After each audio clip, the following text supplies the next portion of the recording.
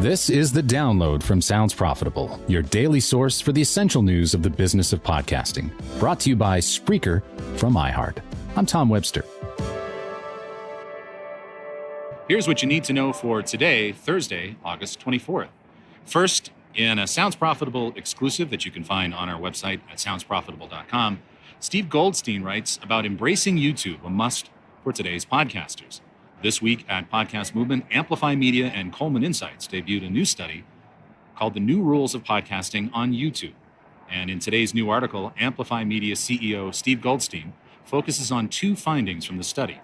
YouTube now outranks Spotify and Apple in podcast consumption, and 75% of survey respondents agreed a podcast can be audio or video, including podcast listeners who primarily use Apple Podcasts and Spotify. Goldstein breaks down what these findings mean and how podcasting can leverage them going forward. And if I sound like I'm on the show floor at Podcast Movement in Denver, it's because I am. And that's your audio treat. Next, from MediaPost, older adults make up just 4% of people featured in ads. And this is new from Karlene Lukovitz on MediaPost. A new report from creative tech company CreativeX finds advertising is underrepresenting a sizable, often affluent demographic.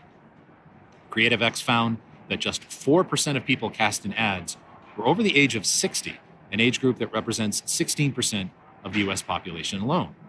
They analyzed over 126,000 global ads released last year, representing $124 million in ad spend. Now, of course, podcasting has had its own uphill struggle to get traction with the 55-plus demographic, which likely isn't helped by advertising's tendency to create ads for younger demographics. Legacy TV faces challenges, maturing streaming, and lack of future ad vision. This is an article by Wayne Friedman. Connected TV may no longer be the new kid on the advertising block, but Friedman notes a lot of CTV's success has relied on courting ad dollars from linear TV, leading to self-cannibalization on the part of legacy media companies who also own streamers. A potential path forward for CTV is shifting strategy to attracting advertising budgets from social and digital, rather than running the TV well dry, a strategy that might form a rough blueprint for how legacy radio could transition into podcasting. And Adalytics claps back with evidence of behaviorally targeted ads served in kids' content on YouTube. This was also in MediaPost. This Wednesday, a nonprofit coalition led by the Center for Digital Democracy and Fair Play submitted an open letter to the FTC calling for investigation into YouTube potentially violating the Children's Online Privacy Protection Act. Experiments conducted by both Adalytics and Shiff found that despite Google policies, ads not specifically produced for kids were running on content clearly made for children. Meanwhile, in podcasting, Kids and Family continues to grow in popularity without much issue in the way of brand safety.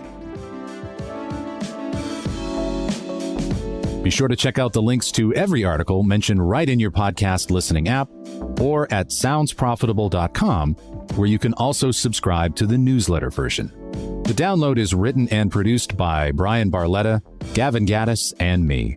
Our show is hosted on Art19. For Sounds Profitable, I'm Tom Webster. Download us again tomorrow.